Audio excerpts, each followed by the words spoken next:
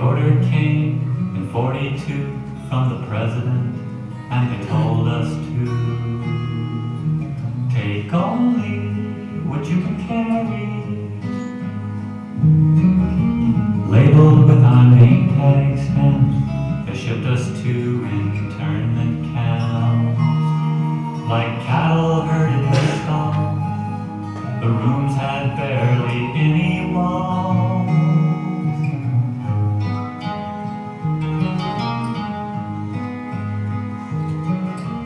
Up and down the western states, they took our land and sealed our fates. Our homes and orchards left behind, like the Constitution, oh but never mind.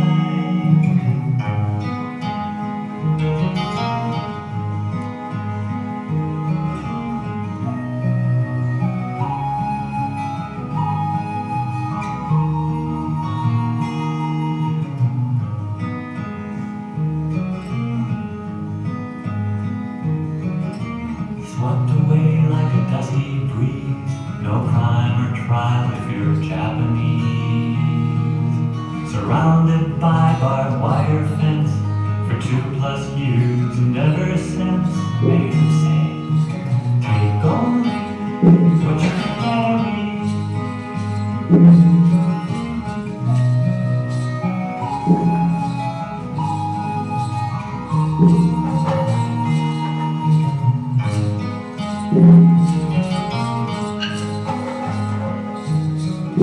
The order came in 42 from the president, and they told us to take only what you can carry. Take only what you can carry. Take only what you can carry.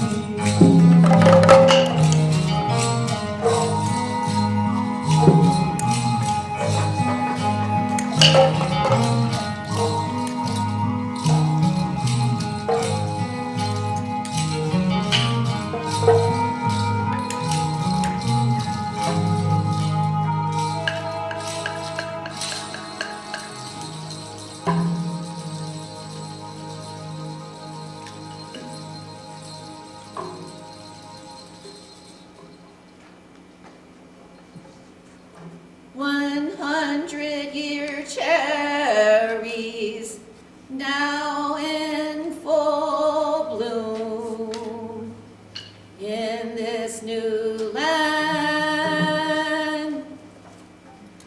Good morning, Speaker Series Early Birds. I'm J.W. Madison, your narrator guide to extraordinary stories of ordinary people whose courage and compassion in a time of crisis made a difference. And bringing you these stories are the JACL players.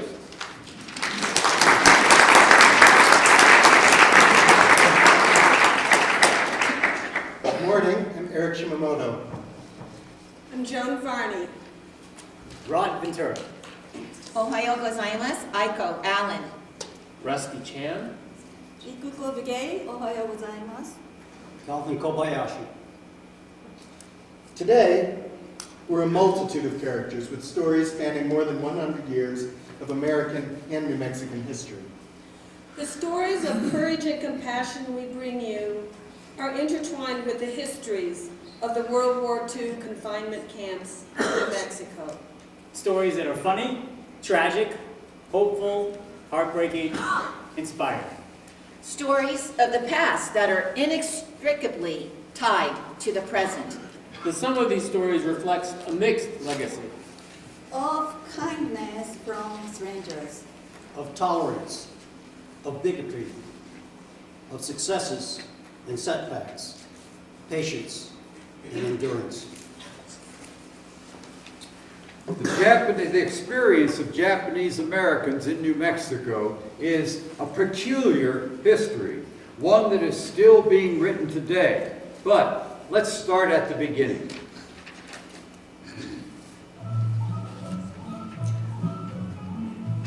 Say, sometime after the 1882 Chinese Exclusion Act, when America found a need for cheap immigrant labor. Japanese immigration was encouraged. Scores of young men boarded ships like the American Maru. We left Japan seeking adventure. And fortune. We headed for America. America in America. Dollars grow on trees. You just reach up and pick them. America in America. The talk is all of gold. The gold rush and gold mountain and golden fields of grain. Days of spacious dreams, sail for America, overblown with hope, overblown with Hope!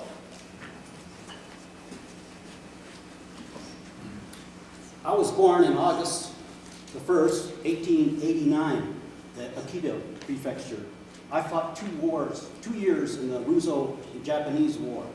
Even though my country won, we the people were at a terrible loss. Prices were so high, jobs were so scarce. I prayed to God, what should I do? Go to America! So I did. I was born June 20th, 1884, the fourth son of a farmer in Kanagawa Prefecture. When Japan went to war with Russia, I became a foot soldier in the Russian front. After the war, I returned home, but the mountains of Japan pressed against my nose. One of my friends talked about the vastness of America. Why don't you go? In February of 1905, I boarded a foreign ship at Yokohama Harbor. 400 or 500 men crowded in third-class cabins. There were many Chinese. Nanking gambling was going on. I felt lucky. I tossed down all my money, and I lost. When we headed to San Francisco, we had to declare our goods. No one could enter without money. I knew I would be sent back. But just then, the man in front of me slips me his purse. Right there, after he passes through. That's how I got to America. My father left for America with 80 of his fellow villagers. Soon after the Russo-Japanese War, Japan had just won a great victory against the mighty Russian bear, but 60 million people were suffering from food shortage and financial depression. The government was promoting immigration. In my father's village of 50 families, more than 200 young men left to find work in America. At the morning ceremony in his village, the school principal made a speech. First, sons, stay in Japan and be men of Japan. Second, sons, go abroad with great ambition and be men of the world. My father was a second son, so he became a man of the world. Days of spacious dreams, I sailed for America, overblown with hope. And that there is a lot of hope. The day I left my village was the first time I put on a Western-style suit. It was so complicated, 3 friends had to help me put it on.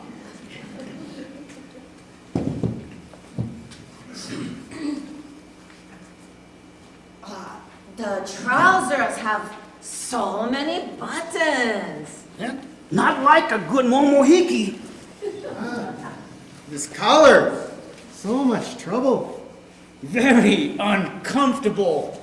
How you manage to put it on in the morning? You'll be in a big hurry. The farewell party. And you have to stop at the shrine. You can't miss the early morning train.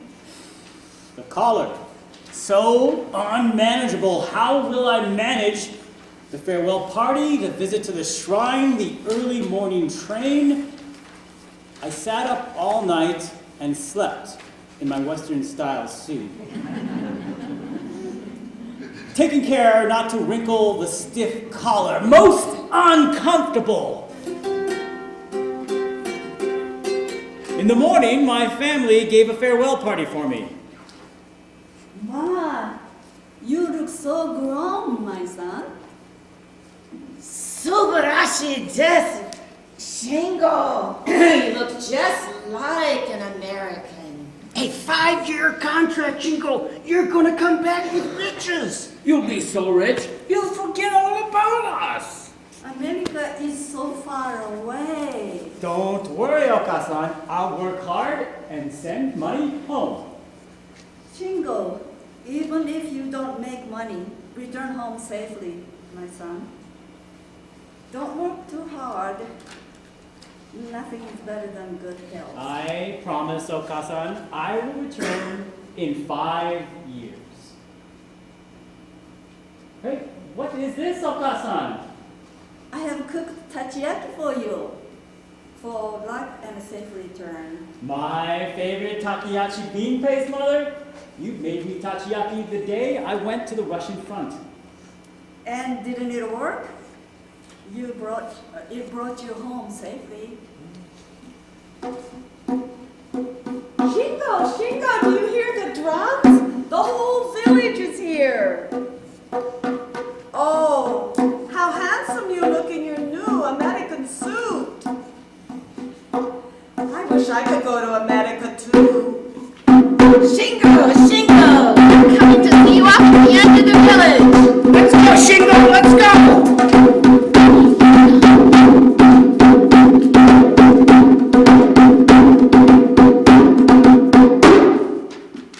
Don't worry, Okasan. I will return home. 5 years. Shingo, your takoyaki. Farewell, my son.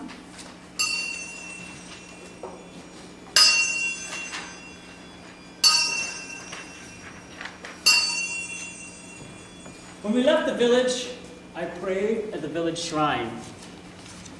Kami-sama, before you is a man who is going far away. Please bless my trip and give me good health. I will take these sands from the shrine to remind me of the day I promised to return in 5 years. With tears in my eyes, I turned back to my homeland, taking one last look.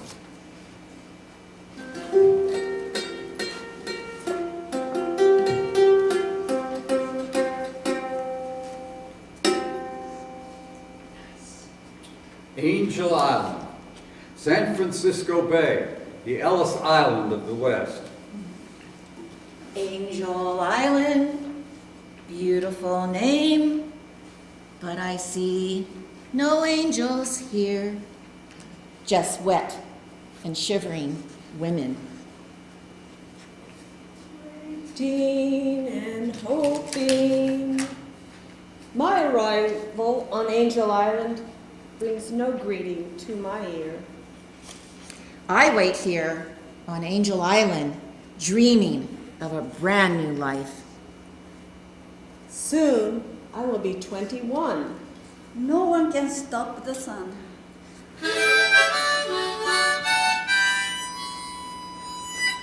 Hey, Kuko, Yes, JW. it says here this Japanese labor force was a bachelor community until the picture bride system. What's that?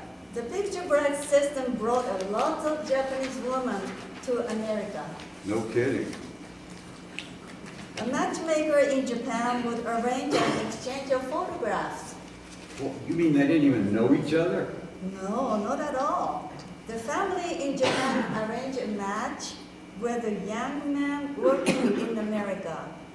He and she exchanged the photographs. Then they get married. Well, I'll be. Learn something new every day.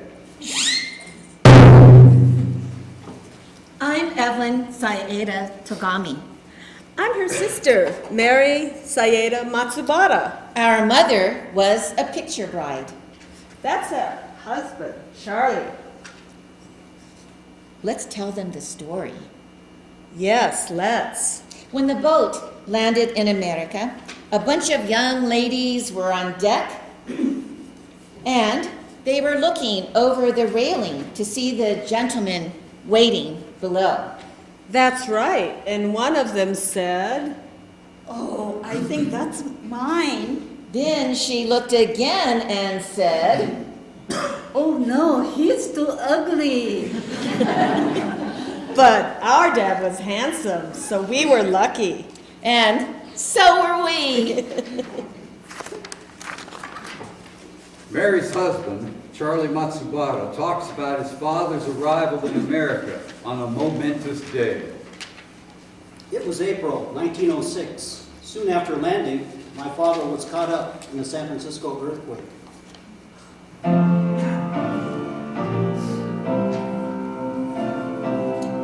When he saw the American flag, he fell in love so much. All through his life, he couldn't wait for the national holiday to come.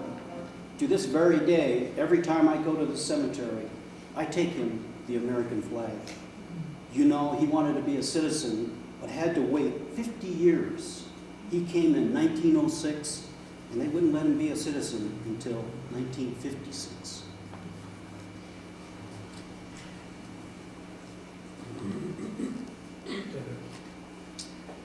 In 1900, the U.S. Census counted only 8 Japanese in New Mexico. But by 1910, the lure of coal mining jobs swelled their ranks to a whopping 250. Woo-wee. In the 1920s, we found work in the mines and on the railroads.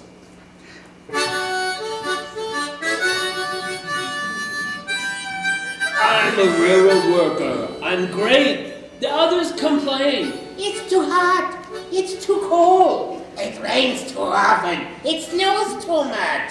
They all ran off. I alone remained. I built the tracks America travels on. The railroad worker, me. Both my hands grimy, unable to wipe the sweat from my brow, using one sleeve as a towel. That was working. Illusion and I traveled over the ocean, hunting money trees. Looking and looking, even in America. What? No money tree?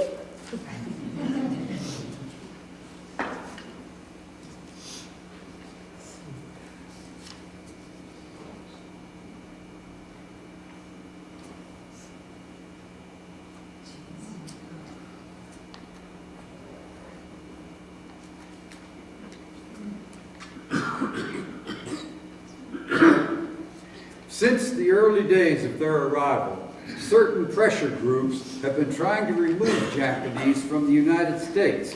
As early as 1905, the San Francisco Chronicle carried inflammatory headlines. Japanese, a menace to American women. Brown men and evil in the public schools. Yellow artisans steal brains of whites.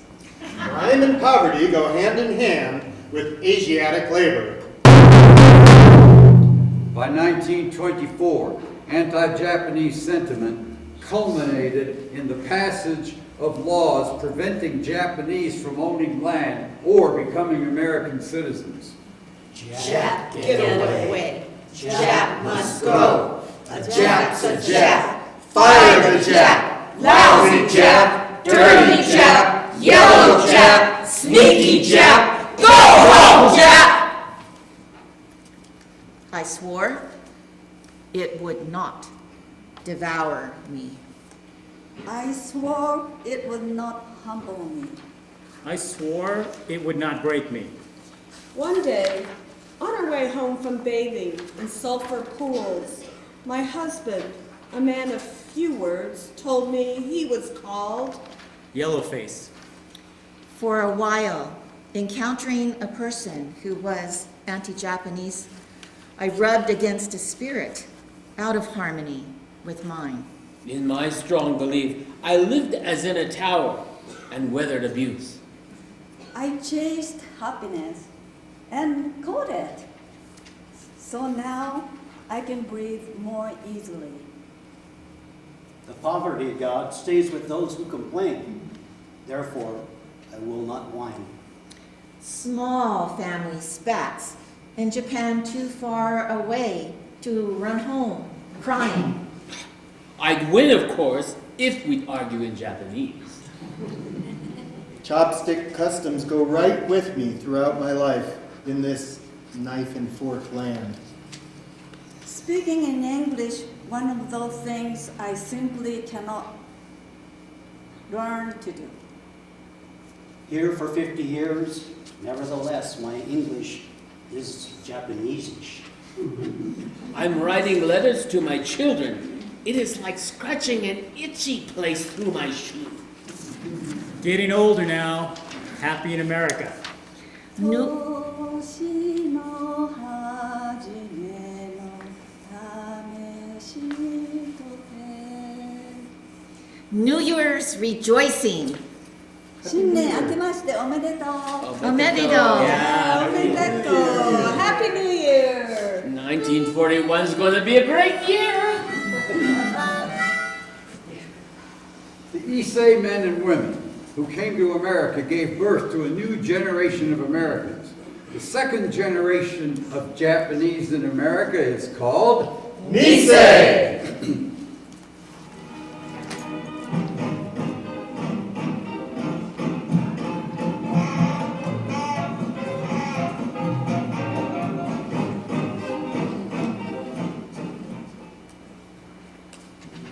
Once I built a railroad, I made it run, made it race against time. Once I built a railroad, now it's done. Brother, and it's paradise.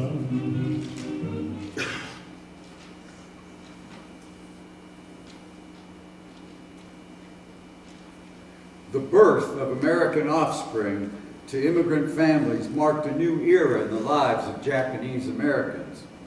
We are American by birth, education, outlook, and inclination.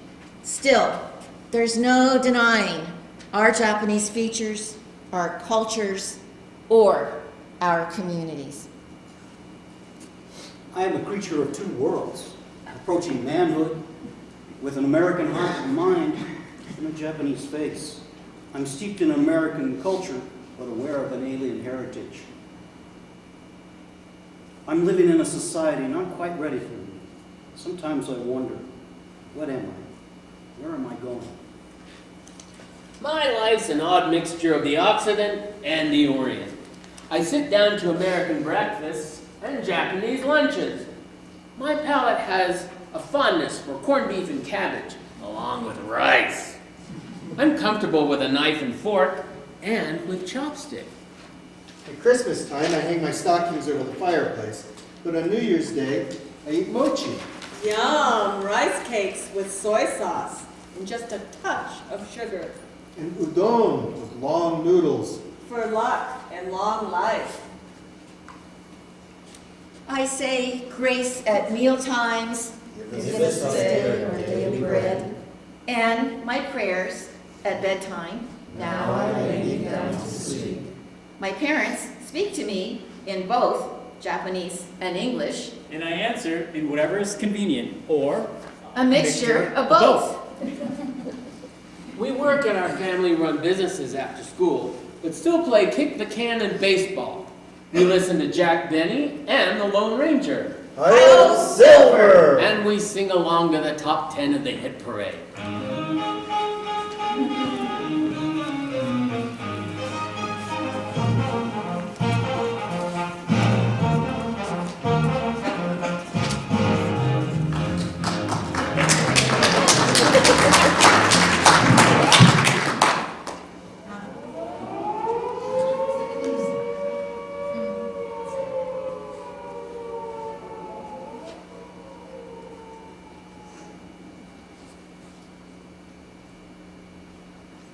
The Japanese had just bombed Pearl Harbor. What is Pearl Harbor?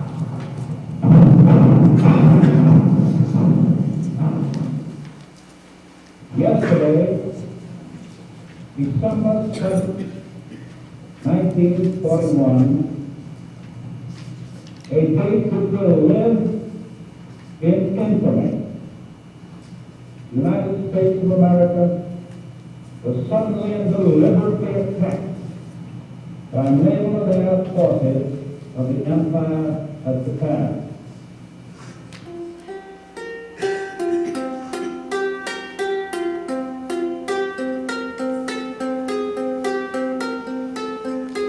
During World War II, all Americans of Japanese descent living on the West Coast were removed from their homes and put into prison camps. Executive Order number 906 described them of their rights, though they never were accused of any crime. 120,000 Japanese Americans.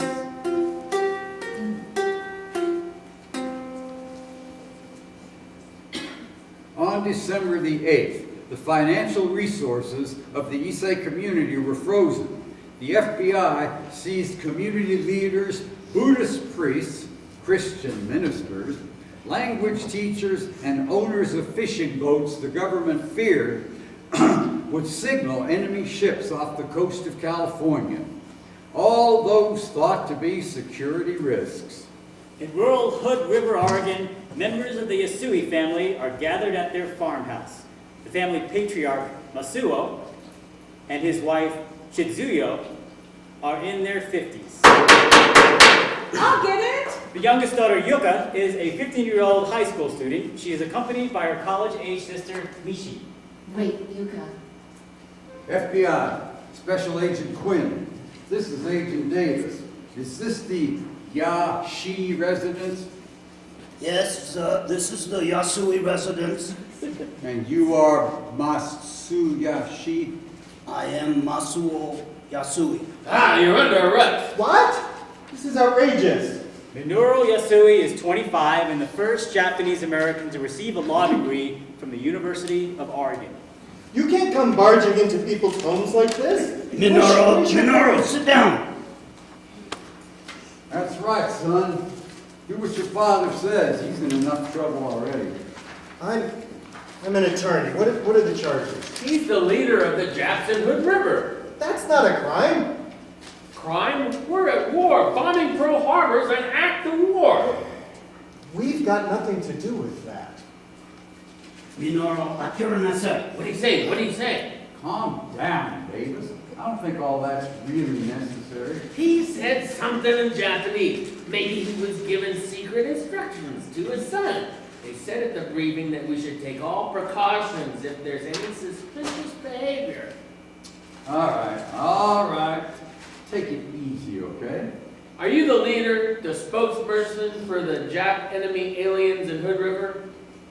I sometimes translate for those who do not speak English, sir. I ask you, are you the spokesman? Now answer the question. Don't talk to him. That's enough. We'll have plenty of time to chat with Mr. Yasui later. Search this room. I'll take a look at the other ones. Davis looks in the cupboards, the stove, under the sink. He glances at the newspapers that Min and Masuo are reading, tosses them back on the table. He picks up Yuka's sketchbook, flips the pages, and puts it under his arm. But that's... Yuka, hush. Davis goes to the radio, turns it on and off. Why do you have a radio in your home, Mr. Yazi? My family enjoys listening to plays and music. Does it have any two-way capability? Of course not. It's a Philco, an ordinary receiver, like in hundreds of American homes. Davis pulls out his gun. No! Get over there so I can keep an eye on you. And you stay there, don't get up. Sir, please put away the gun.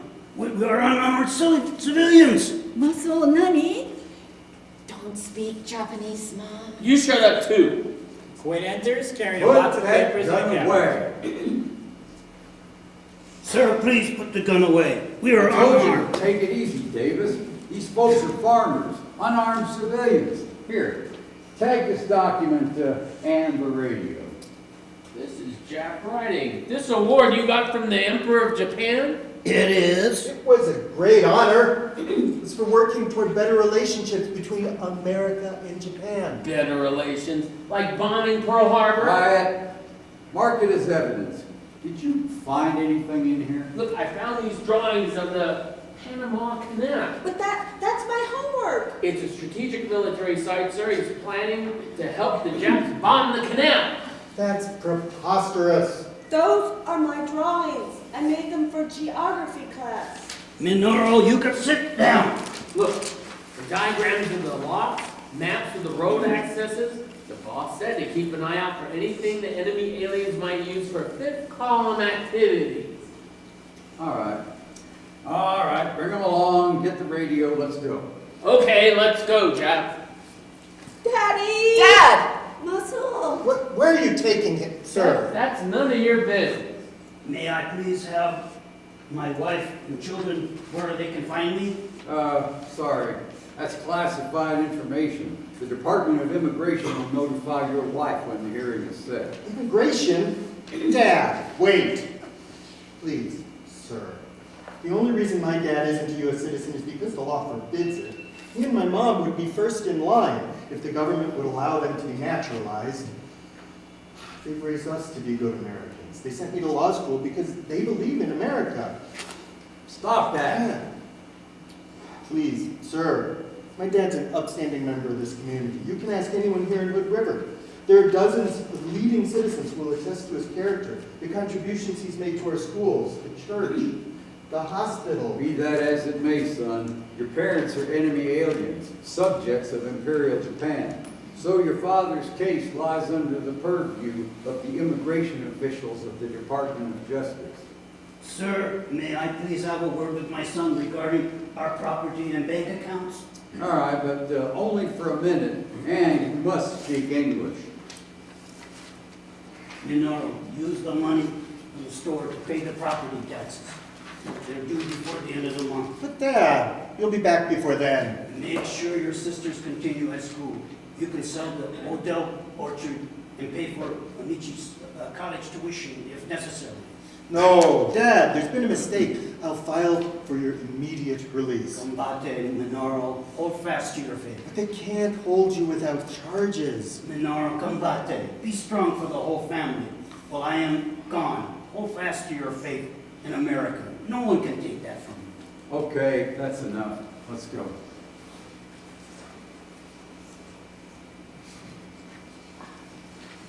Ananda! Daddy! Dad!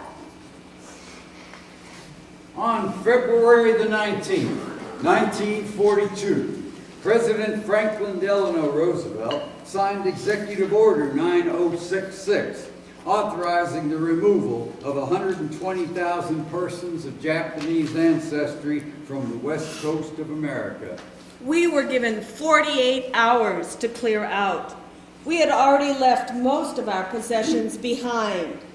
But Mama brought along her pottery, her silver tea set, lacquered tables, heirlooms like Granny's kimonos, and one fine old set of china, blue and white, almost translucent.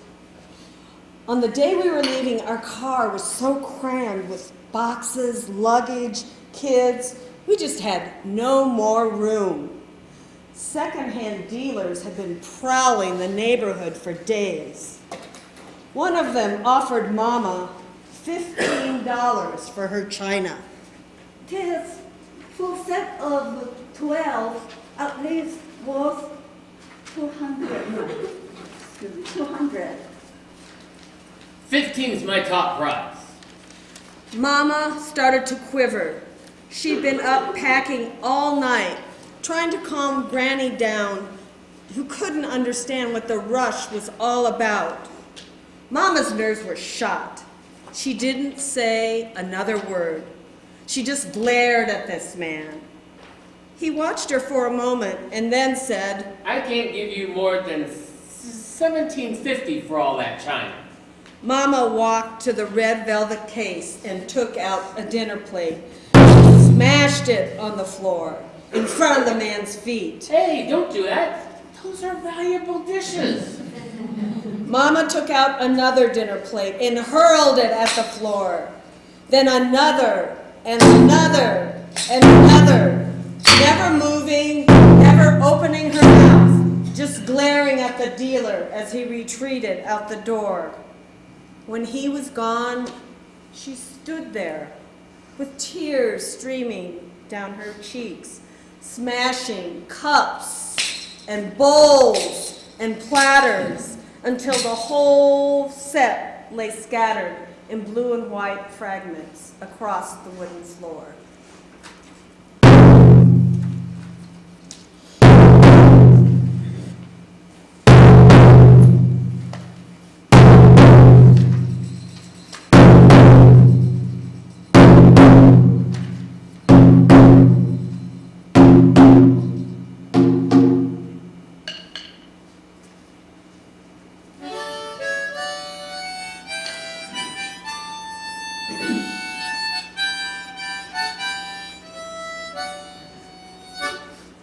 By November 1942, the move to 10 permanent camps was complete. Topaz, Utah. Poston, Arizona. Gila River, Arizona. Grenada, Colorado. Manzanar, California. Tule Lake, California. Heart Mountain, Wyoming. Minidoka, Iowa. Jerome, Arkansas. Aurora, Arkansas. These are the 10 War Relocation Authority camps that housed men, women, and children from 1942 to 1945. Located in desolate areas of the west and southwest, and 2 in the Arkansas Delta. Surrounded by barbed wire with gun powder. For your protection, they said. How come the guns are pointed in? We lived in crowded barracks, endured extreme temperatures, blistering winds, and sandstorms.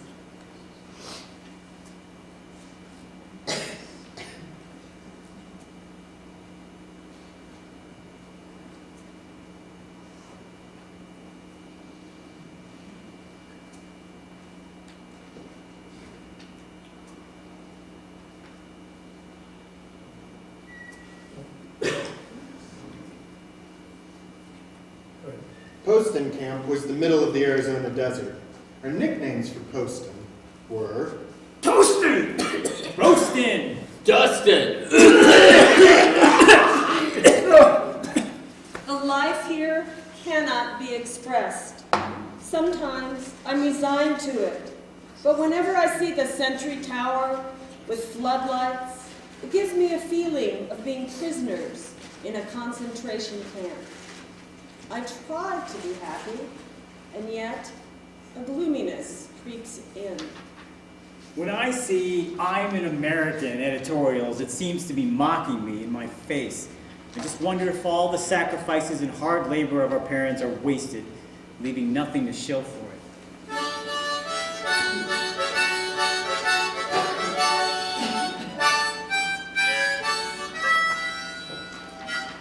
Standard housing, nothing but a long empty barracks, 20 by 100. Furnishing courtesy of the U.S. government. 1 cot, 1 mattress, 2 blankets per person, 1 stove, and 1 light bulb for each section. Partitions don't even reach the ceiling. There's no privacy. Last night, I didn't sleep a wink. My baby cried all night. We know. We're cooped up in this 20 by 20 foot during our sleeping, dressing, ironing, hanging up clothes, all in this one tiny little room. Last weekend we had an awful cold wave. It was 30 below. In such weather, it's just awful trying to get to the bathhouse or the latrines. We're always standing in line. Standing in line to get supplies. Standing in line to take a shower. Standing in line in front of the latrines. Standing in line to eat in the mess hall. No wonder the cook on your block used to be a plumber. No. He doesn't even know the first thing about cooking, and suddenly he finds himself fixing meals for 250 people? Hey, you guys remember the Manzanar runs? Just pray and run for the latrine. Hope they're in working order. Most of the time, they're full of people. Just one open room with 12 toilet bowls arranged back to back. No partitions, no privacy. My mother is so modest. It's just agony for her to sit down like that in front of strangers. That entire situation in camp, the packed sleeping quarters, the open toilets, the crowded mess halls where you couldn't even discipline your kids, all this was open insult to the private life. Slap in the face.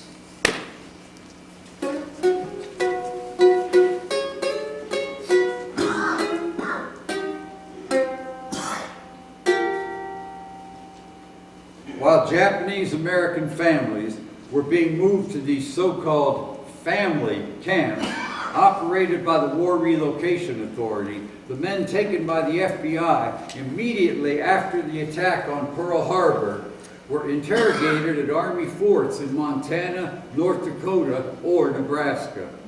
Some, like Minyasui's father, Masuo, were able to rejoin their families in the WRA camps.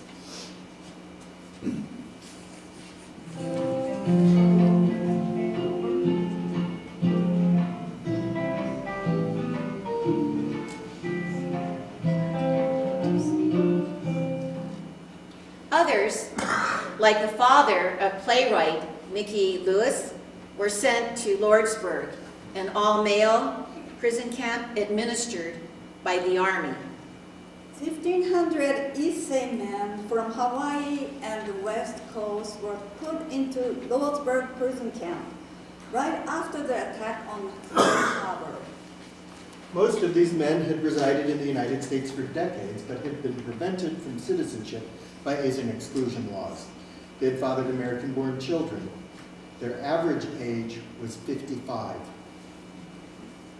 1942 to 1943, the year the Issei men spent in Lordsburg, was marred by labor disputes, mismanagement, and an incident that remains controversial to this very day. We were men from many regions of the U.S. and territories of Hawaii and Alaska. I am sure that our endurance living through the harsh conditions of this camp was because of the comfort and friendship we gave each other. At 1:45 a.m. on July 27, 1943, a train from Bismarck, North Dakota arrived at Lordsburg with 147 new internees. The leader of the transport group told the sergeant who met him, "We're handing over 147 internees, including 2 who are sick." Guards surrounded us as we got off the train. The sergeant told 2 men who were sick to step out of the group, and he told them to wait for a car to come pick them up. One looked frail, the other had a pronounced limp. They were close friends. The sergeant ordered us to march.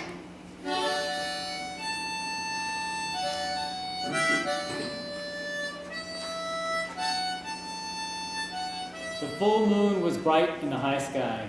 The desert was quiet, as if it was sleeping eternally. We walked with our heads down, without even drawing a breath. The guards surrounded us, kept the same formation, and proceeded along with us. The moon cast a dim light on the railroad tracks. We marched for 15 or 16 minutes and realized that no vehicle had come from the camp to pick up the sick men. We kept looking back toward the train tracks, noting the distance between the camp and our starting point. They must have known about the sick men. Why hadn't they arranged to meet them, before the train even arrived? All those 2 men still standing at the tracks in the desert, waiting for a vehicle to pick them up?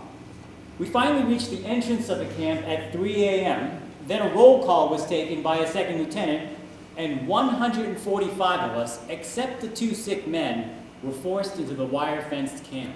Soon after dawn, a story started that the men who'd been separated from us had been shot to death by a soldier, that the men had tried to escape.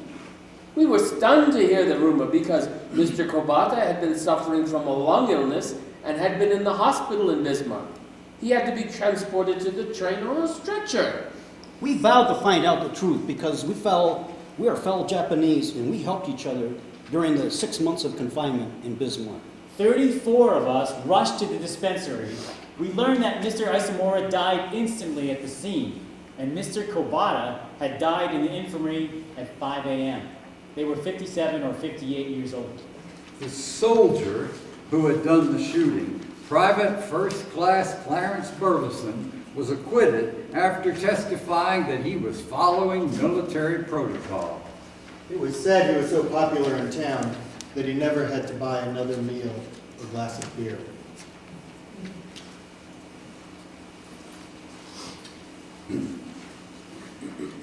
In the summer of 43, the Lordsburg prisoners were transferred to other camps, including Santa Fe. Lucia Ortiz Trujillo has a childhood memory of the Issei men who were on the train to the camp.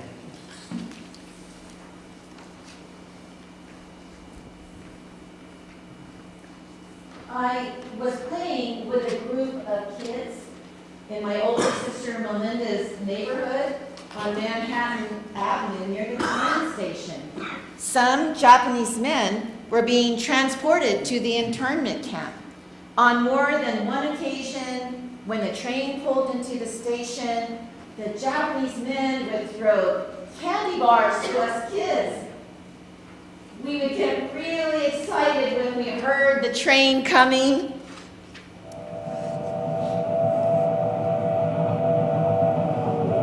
And we'd run towards it in hopes of getting candy bars.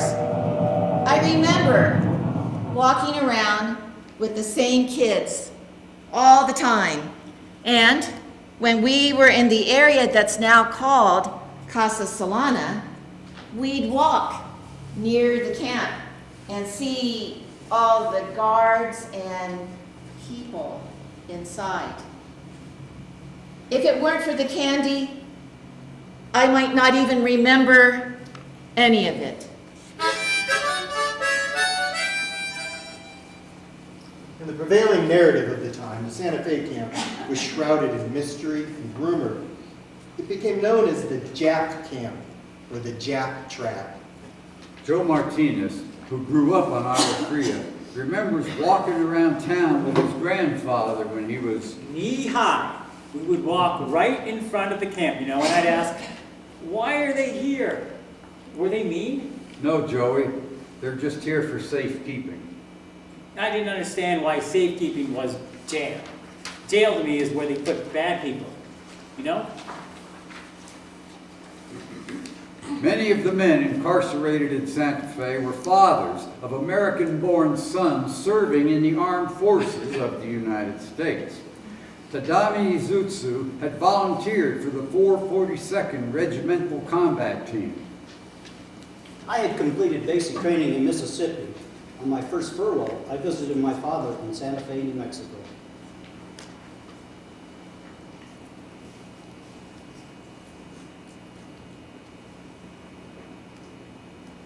There were no buses at train stations. I had to call a cab. Where to, buddy? When the driver pulled up to the gate, he said, Hey, how come you got somebody in there when you're dressed up like that?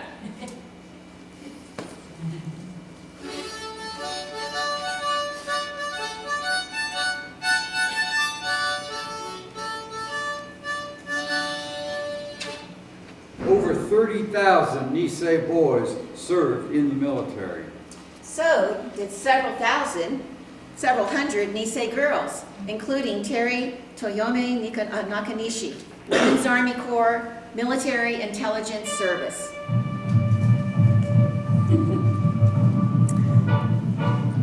I was a tomboy. My mother, Yano, always scolded. Why don't you be more ladylike? I like playing outdoors, baseball and marbles, ice skating and sledding. I wish you'd be more ladylike. After December 7th, 1941, my world fell apart. My stepfather lost his job and we were thrown out of our house and worked in the potato. We were taken in by some friends in Idaho and worked in the potato fields to pay our rent. My brother, Kiyoshi, volunteered for the 442nd Regimental Combat Team. Another brother joined the 442nd, and a third brother joined the Military Intelligence Service. I wanted to serve too, but my mother said, Joining the military is not like ladies' life. and my brother Kiyoshi said, You take care of the home front. Let us do the fighting. One day, I saw a recruitment flyer and I went to volunteer. I was turned down because of my ethnicity, but I didn't give up. And finally, the wax opened up to Nisei. In 1945, I was one of the first Nisei wax to be recruited into the Military Intelligence Service. Then, at Fort Snelling, I met my husband, Toshio Lefty Nakanishi, who was with the U.S. Counterintelligence Corps. After the war, we were assigned to occupy Japan. By pursuing the non-traditional path of military service for women of her time, Terry Nakanishi and her Nisei comrades challenged the stereotypes of Japanese American women.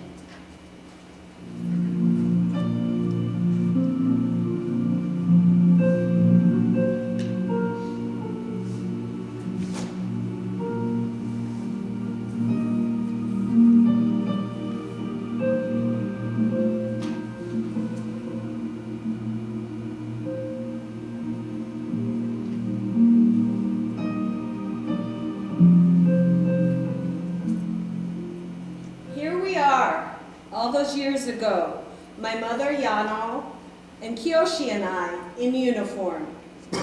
Mother changed her mind about my being in the Military Intelligence Service. Kiyoshi Nakanishi was killed in action in 1945. Terry Nakanishi is 98 years old and lives in California.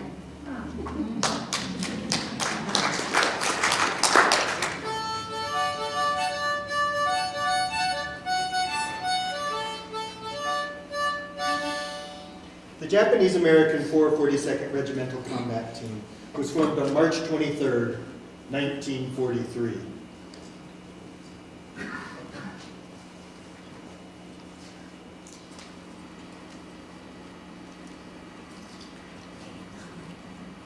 Yep, that was a year after we were declared 4C, enemy alien, by the War Department. But within a month, 2,686 volunteers from the 100th Battalion in Hawaii and 1,500 from the mainland were in basic training. Yep, and all commissioned officers were white. Many of us volunteered straight out of the camps where our families were held.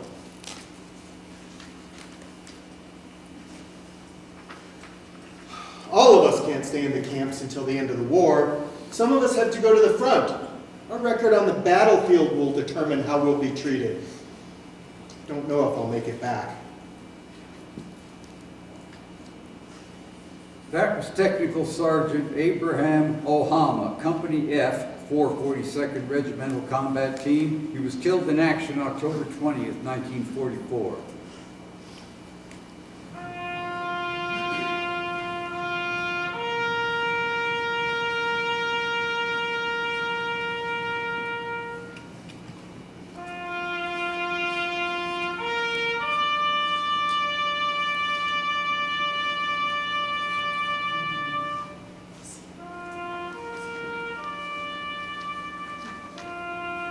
Basic training, Fort Shelby, Mississippi.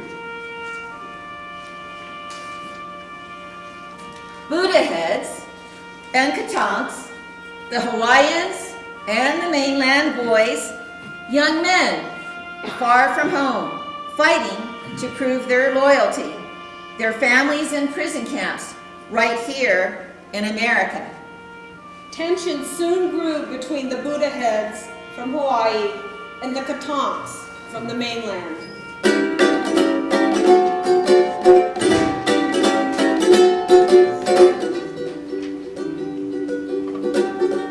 When I first got to Camp Shelby, I couldn't get accustomed to the Hawaiian boys, the Buddha heads.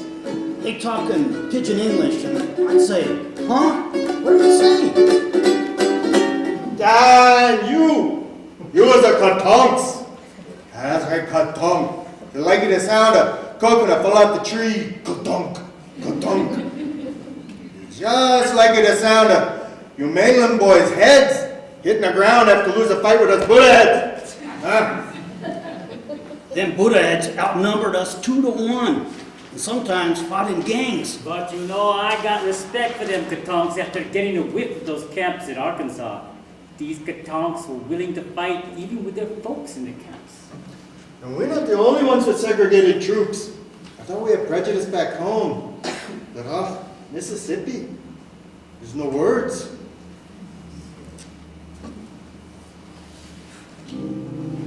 Southern trees bear strange fruits, blood on the leaves and blood at the roots,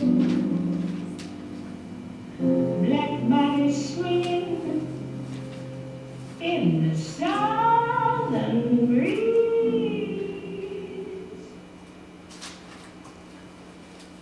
On May the 1st, 1944, we left for Italy. We joined the 100th Infantry Battalion just north of Rome. We entered combat in June of 1944. Under the command of General Mark Clark, we drove the German forces to northern Italy. It was mountainous terrain and heavily defended. But after strenuous and prolonged battle, they liberated the French towns of Gruyère, Belmont, and Bifontaine. And the people of those towns still honor the 442nd today with museums, monuments, and streets named in their honor.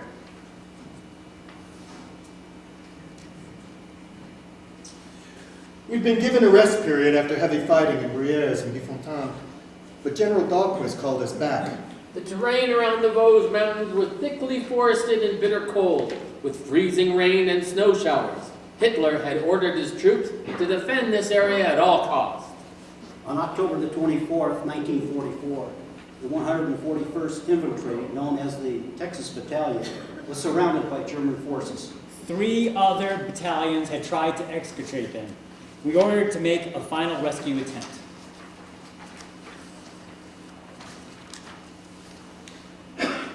In the 5 days of battle, from 26th to the 30th October, we broke through the German defenses and rescued 211 men. We suffered over 800 casualties. I Company went in with 185 men. 8 walked out. K Company began with 186. 17 walked out. Patrol of 50 or 55 went to attack a German roadblock. 5 returned. 42 were taken prisoner. We pushed on. 9 days later, we captured the ridge that had been the lost battalion's objective.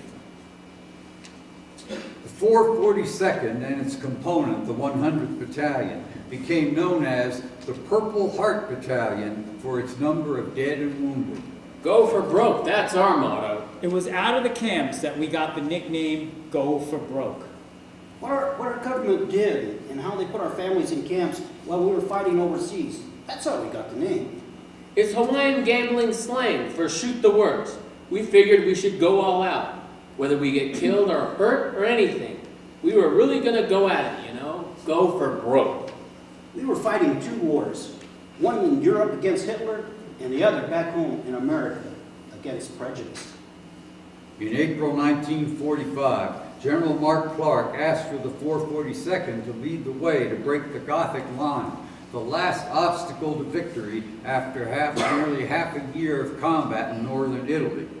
In a dramatic nighttime march up the steep slopes of Mount Folgorito, they broke through the German defense. We traveled a blistering 67 miles over the next 55 days in pursuit of the German retreating troops. As in Italy and France, in Germany, we foraged and bartered for food. Anything to avoid military chow. 522nd Field Artillery Battalion of the 442nd had the reputation of being the fastest and most accurate in the U.S. Army. We were the first to arrive at a sub-camp of Dachau. The German guards had abandoned their post. It was cold, the snow was 2 feet high in some places, 50 or so bodies were sprawled on the ground, moving around weakly. One of the scouts shot off the chain to the gates with his carbine, and the gates swung open. We gave the prisoners gloves, bedrolls, and food. We were not prepared for something like this. I felt bewildered, then angry. Guilt that mankind had transgressed so far. War was one thing, but this kind of treatment of mankind. George Orwell's sister was living in Los Angeles when the war was broke out. She was sent first to Santa Anita racetrack, then to Manzana camp in the Sierra Nevada mountains. Ito Susumu's family was also living in horse stalls at Santa Anita racetrack, while he was in basic training at Fort Sill, Oklahoma. When I volunteered as a forward spotter for the artillery, I was sent to Fort Shelby, Mississippi. By then, my parents and sisters were in the Arkansas camp, so at least I got to visit them before I shipped out. During the time the Nisei sons of Japanese immigrants were serving in Italy, France, and southern Germany, their families were living behind barbed wire and under gun towers in the confinement camps of America. While I was at Dachau, my dad was considered a POW and interned in Santa Fe, New Mexico. Katsugo Miho, 552nd Field Artillery, 442nd RCT. On May 2nd, we liberated a group of prisoners on the death march from the main Dachau camp. Some 5,000 survivors of Dachau were liberated by elements of the 442nd. In just over a year, they compiled an astonishing combat record, but also a remarkable number of casualties. On July the 15th, 1946, we were commended by President Harry Truman. You fought the enemy abroad and prejudice at home, and you won. When my uncle returned stateside, he walked into a barber shop in Hayward, California. And even though he was wearing his medals, his uniform, and everything, he was refused service. So President Truman was wrong. Uncle Joe did not overcome prejudice at home. Fortunately, there were exceptions to scenes like this. Colorado's Republican Governor, Ralph Lawrence Carr, took a unique position against the popular sentiment of the day. Alone among Western governors, he spoke out against the incarceration of Japanese Americans.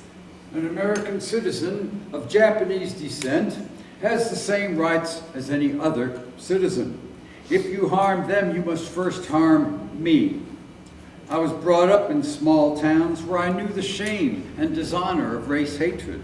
And I grew to despise it because it threatened the happiness of you and you and you.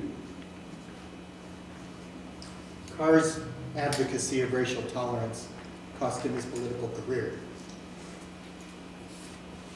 New Mexico passed an alien land law and supported immigration restrictions. But it also has a reputation for diversity and intolerance. The way we were treated sometimes depended on where we lived. Tazue Yonemoto was 15 when her family moved to Albuquerque. We came here shortly after the war. My father was farming in Arizona, but had to give it up because white farmers were flooding his fields and burning Japanese homes. There was a large Japanese-American community in Arizona, but the prejudice was severe. We weren't allowed to use the public school's swimming pool. They only let you in if you went in the day before the water was changed. In New Mexico, we never felt hardship for being Japanese.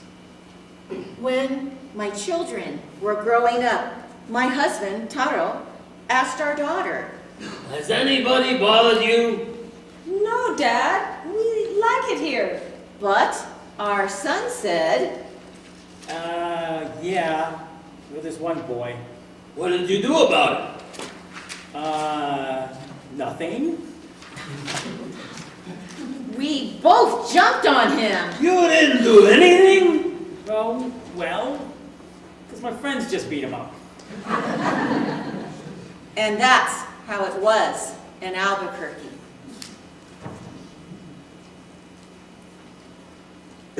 When the soldiers came to Gallup and Berlin, the communities refused to allow the families to be picked up. And so the Shabatas were not picked up. The Matsu family was not picked up. And they continued to farm throughout the war.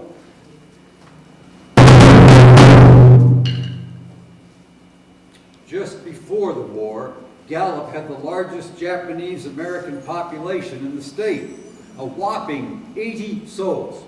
Jack Shinto's father came to Gallup in 1921. His son Jack says, Well, it doesn't look like much now.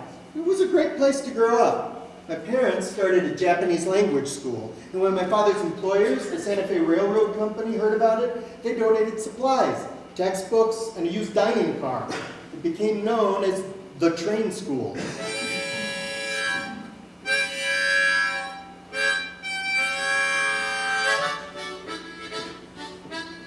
Although the wartime hysteria and hostilities that raged through the West Coast and Arizona were not as extreme as in New Mexico, still, the Japanese-American community suffered from loss of jobs, confiscated property, and institutional restrictions.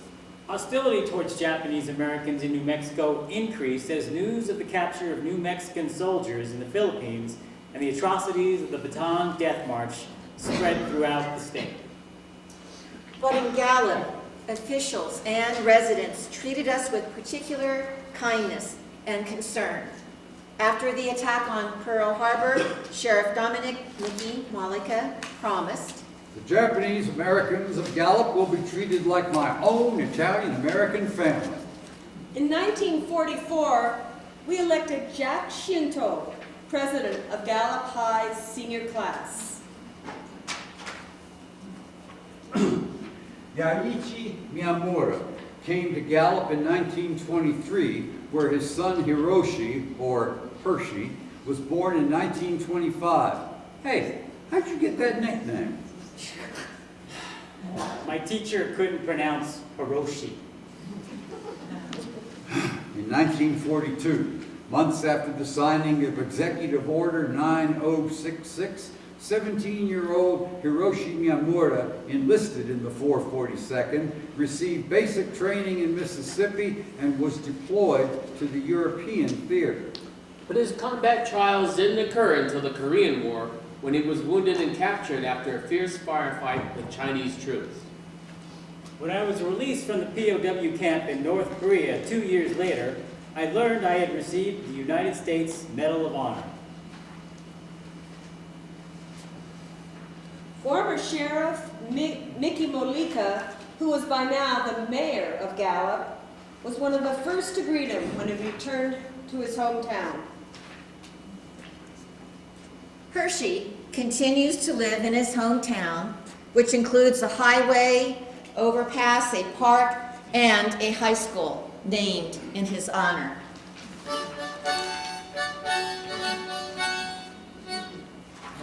Unlike Gallup, the towns of Winslow, Arizona, and Clovis, New Mexico, took it upon themselves to remove their Japanese-American residents.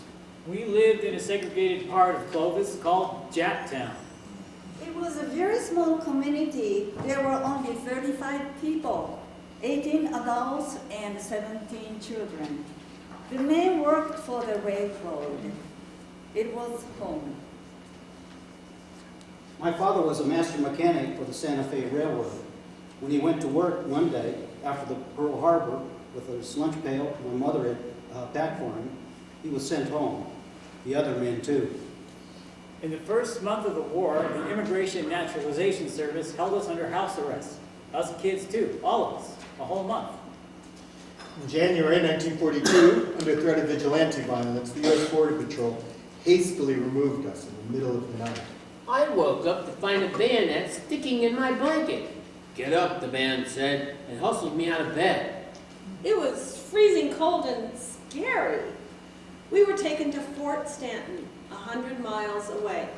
But Fort Stanton was holding Italian prisoners of war, and we could not spend the night there. So another 10 miles. We ended up in the Capitan Mountains, driving along an almost impassable dirt road. We reached a place surrounded by barbed wire. This was Old Raton Ranch. It was an old civilian conservation camp from the Depression days. Somebody jumped out and opened the gate. This was our home for the next year. That first night, exhausted after being woken up in the middle of the night in Clovis, we slept among the ticks and cobwebs of Old Raton Ranch. It was January 23rd, 1942. We were kept at Old Raton Ranch for nearly a year, then moved to the relocation camps of Topaz, Utah, Gila River, Arizona, or Poston, Arizona. Most of us never returned to our hometown. 71 years later, in 2013, Adrian Chavez was taking a college class on the history of New Mexico in Albuquerque when he learned about the incident of January 1942 in his hometown of Clovis. Adrian could sympathize and understand what the Japanese must have gone through so many years earlier. He was familiar with the segregated conditions for Hispanic people. He, like the children of Clovis's Jap town, grew up on the proverbial other side of the tracks. I returned to Clovis and talked to friends who advised me on a course of action. I talked to Mayor David Lansford and the city commissioners, and they wanted to know what they could do to make amends. They located 3 survivors of the town who had been children in 1942. 2 from Portland, Oregon, Lily Kiyohara, who was 11 years old when she left Clovis, Lily's brother, Fred Kimura, who was 8, and Dr. Roy Ebehara of Oberlin, Ohio, also 8 years old.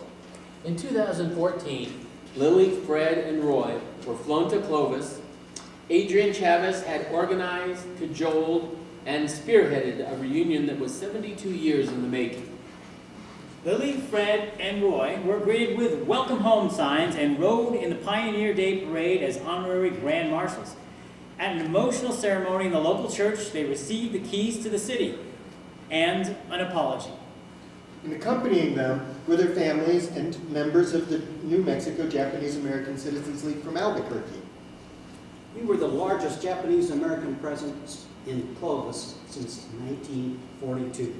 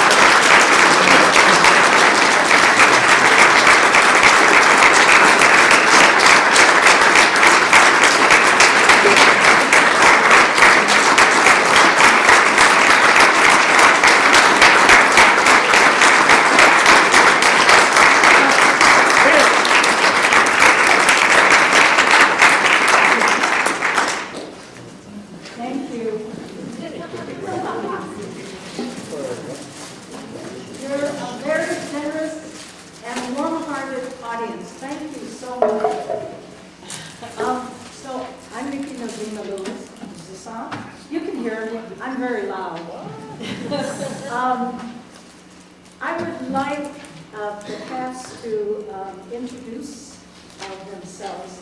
But first, I feel that this day of remembrance, we should be remembering a lot of people, a lot of events, lots of acts of kindness, the kindness of strangers,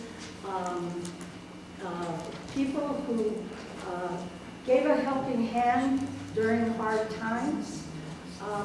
And in particular, today, at the beginning of our show, we dedicated our performance to Deli Alcantara. Deli and I, when I first came to New Mexico over 10 years ago to teach at UNM, Deli and I wrote our first humanities grant as members of the Asian American Association of New Mexico, which is a pan-Asian organization. And we put together a program very similar to this because my background is in oral history and readers theater, and it was called Asian American Legacy Stories, and it included stories of the Filipino American community, the Chinese American community, for which Rusty Chan was the lead, and the Japanese American community. And so Deli and I talked all the time for years about Asian American legacy stories too, because there is a great Asian American community here. Many Southeast Asian and South Asian, many, many stories that need to be told. I think we will continue that in Deli's vision of that. So that is the next play I'm working on. So for now, I would just like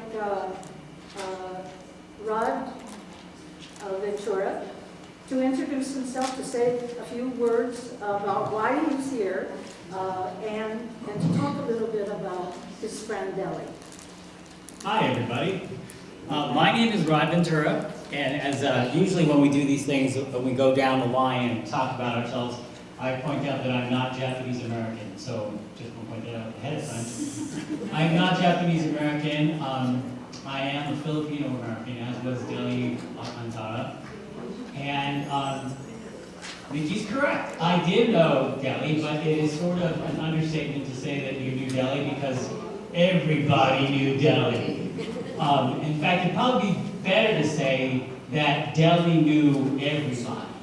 And partly that was because she was so involved in the community, not just the Filipino community, but all the Pan-Asian community as well. And you can just know this by looking at her resume and looking at all the positions and all the things that she pioneered or were part of in the state of New Mexico. This is just the tip of the iceberg, but let's rattle off a couple of them together, shall we? The Asian American Association of New Mexico, the Filipino American Foundation of New Mexico, the New Mexico Asian Family Center, the Bataan Corregidor Memorial Foundation, the Filipino American Community Council, the Rio Grande Historical Society for Filipino History, state demographer, mother, daughter, friend, comrade over at UNM, the founder of the Montessori school named after her son in the Philippines. And Deli had many gifts, and probably the one gift that we all know is that she had the gift to go up to you and make you feel like you were the most special person in the world, that you were the smartest, and nothing could succeed unless you got involved in whatever project she was trying to put on at that point in time. If you go around this room, I'm sure many of us have been approached by her to lead something, to be part of something, to do something, because she said to you, either verbally or through her thoughts or through her actions, this can't work without you, the community can't work without you, we need you, the community needs you. And here's the thing, she was right. She needed all of us, we need all of us in the community, and here we are together. And what DELI stands for, and I'm glad we're remembering her today, because she stands for what the JACL players are for, basically saying that everyone's story is significant, everyone's story is important, everything matters, and everyone matters. Now when DELI died, it was kind of a shock to everybody because even though it's impossible, we all kind of thought that this was the kind of person who would always be around, who would never really die. Because you always thought that she'd be in the back, cajoling you, or leading you, or pushing you, or pulling you, or telling you to do something, whispering in your ear, complimenting you on your kids, or somehow tricking you into doing something for the community. And we always thought she would be there. But here's the thing, she always will. Thank you, Nikki. Are you going to talk about yourself? Besides, I am not Japanese American. My name is Rod Ventura. I am Filipino American. I am a lawyer by trade. I work for the state of New Mexico. I became, when I moved to New Mexico back in 2002, 2003, I became involved in many of the Asian organizations that were here in Albuquerque. I took a slight sabbatical when the kids hit adolescence, and now that I'm in middle age, I am coming back. Thank you very much. So if you could just go around and, talk a little bit about yourself, why you're a JCL player and why you're here and etc. And then let's end with Aiko, and I will turn the program over to Aiko for a dialogue with you, because we would like to, in the short time we have, we would like to hear from you, especially I'm interested in stories. And if you've had a chance to get the evaluations sheet and write down a few notes and care to leave us your contact information, we would, we'll keep you posted on our activities. We're going to be touring the state. And also, if you'd be interested in some oral history Reader's Theater workshops that we're preparing to offer. So let's start over here. You probably don't know. Hi, I'm Eric Shimamoto. I'm JCL Player's second chair attorney behind Rod. I am Japanese American. I'm Yonsei and Hapa. Yonsei means fourth generation since my great-grandfather immigrated. Hapa simply is what it means mixed race. Half. Well, no, you could be Cuatro Hapa, it would be fourth. Anyway. I guess my grandparents lived in Lodi, California. Northern California, were strawberry farmers on Pearl Harbor Day, and they were rounded up with everyone else and spent the war in Grover, Arkansas, in the camp there. That's where my father was born, and so I feel some connection to these stories that I've always had, and so I was drawn to this group because I think that preserving these stories, knowing what's happened to one another and sharing that with one another is an important part of understanding who we all are, but also understanding where we all come from, where we're going, what it is that we could do as people who ever want to do anything together.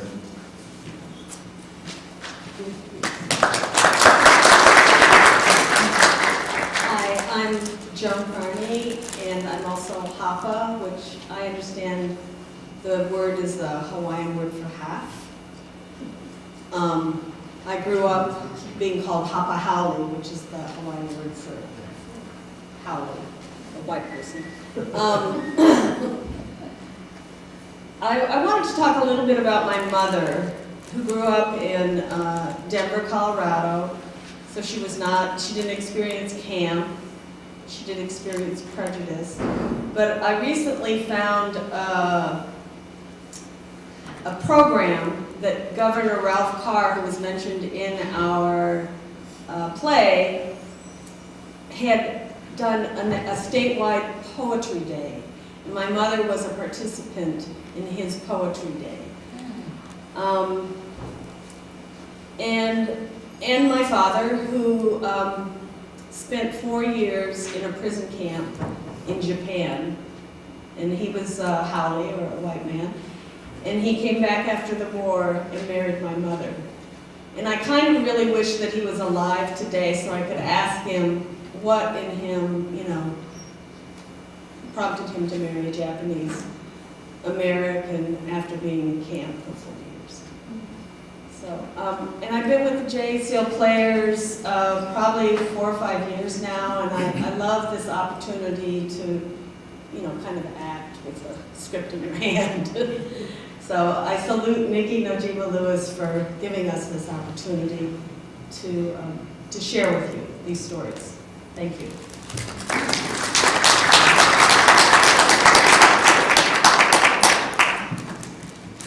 I'm J.W. Madison.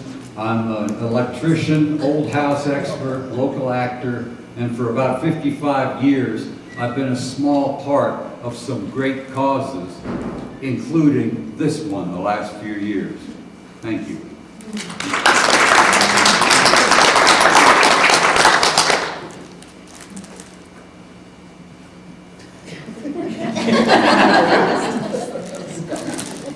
Well, I'm Calvin Kobayashi.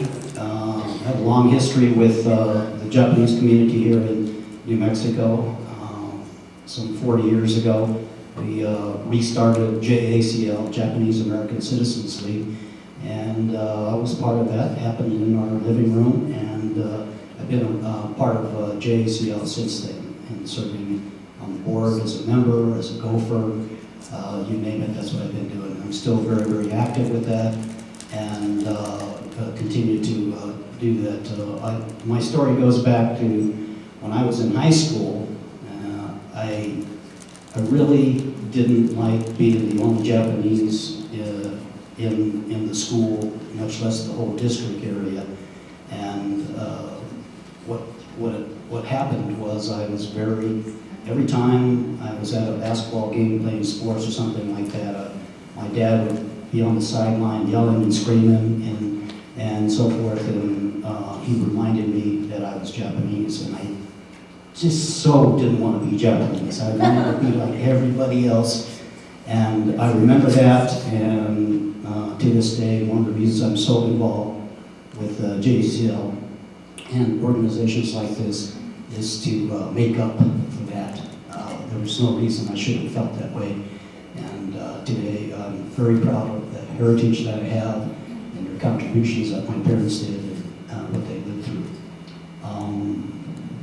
I guess that's good.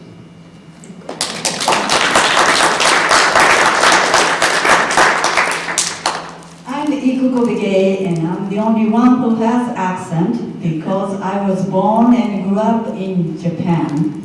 At the age of 27, I left Japan for the US, seeking adventure and money tree. Instead of finding the money trees, I got married to a man with no money.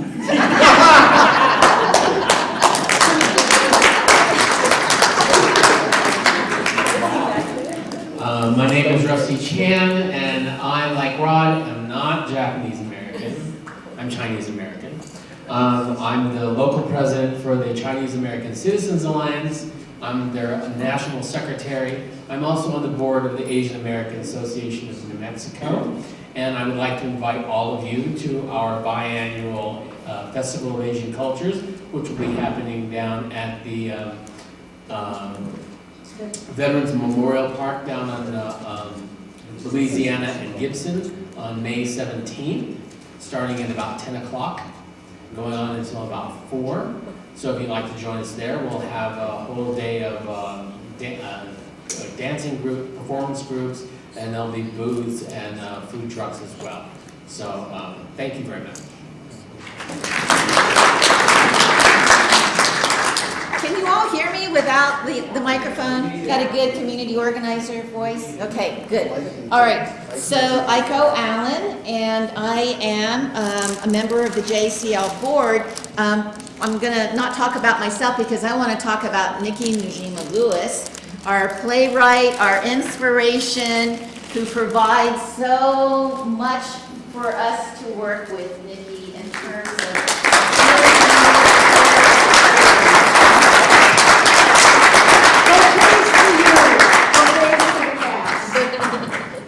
So I wonder what time it is, though. Do we have Let's 12? talk with the audience. 15? I think We've got a second mic. second mic is going, I think, real quickly. Esther had an announcement, though. Did you? Because I know we're going over time. As a recap, the Tsuru for Solidarity in Washington, D.C. is June 5th through the 7th. So that's where the cranes are going to be made. We have the confinement in the land of enchantment, which documents our camps here in New Mexico. And we have a published author here, also on our board of directors, Cynthia Grady. This is a book on Right to Me. It has to do with a librarian in San Diego whose children went to camp in Arizona, Poston, Arizona. And this is a true story. And I think Cynthia, stand up, Cynthia, has or will sign this copy for you. She has received numerous awards for her book. The book has just been translated into Japanese. And there's another book that Cynthia's been asked to write. She's got a couple of books under her belt right now. We have one more book, which is another children's book, and that has to do with camp in Minidoka. So if you're interested, stop by this table here, please. So I think we have somebody in the audience who would like to, who has talked to Iko about offering something. Here. All right. Thank you. Well, do you have any questions from the audience? We have a mic here. Yes, I think what we'd like to do is, I know you're our faithful, many of you probably know pieces of the stories, and you could stand up and really join us in really sharing the stories that we have. But anyone want to talk at this time about anything new that really stood out for people, that you were touched by, something that you didn't know? Okay, over here. I really like the Min Yasui scene, which I have not seen before. I've seen the 4 versions of this. It's neat to have like an entire scene of what it must have been like on that day when the FBI came in. And I also know that Min was a leader for many years later for continuing to fight for civil rights and to make cases on a legal basis. I was hoping to hear a little bit more about that or see the details about Min's later actions too, but I know we have a limited amount of time, so I don't see that in the future thing. But that would be a request, right? Yeah, let's see follow up on this soon. Nikki, did you hear that? All right. Anyone else want to share something about the production today?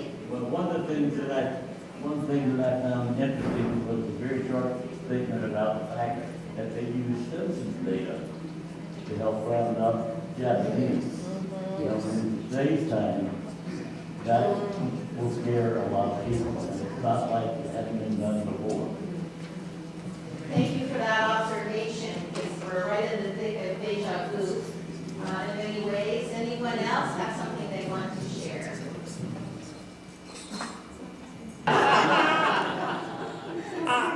So again, thank you so much for your heart, and I know that there's back to Janet again because of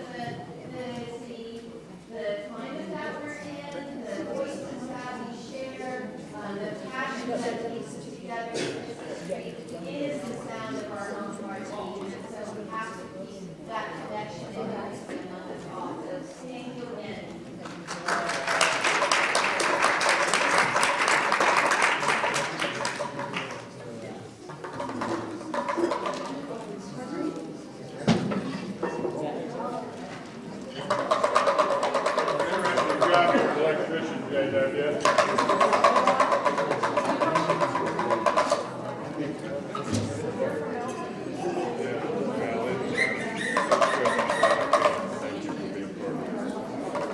heritage.